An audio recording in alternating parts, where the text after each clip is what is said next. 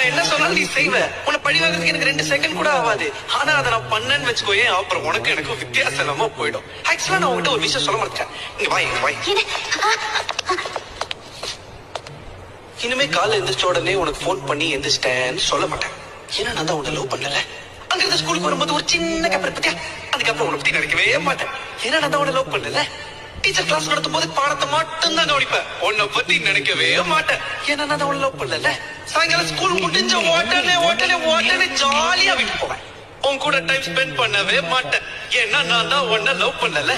Night உன் கூட phone பேசவே மாட்டேன். நல்லா சாப்பிட்டு சும்மா நிம்மதியா கோரட்டை விட்டு தூங்குவேன்.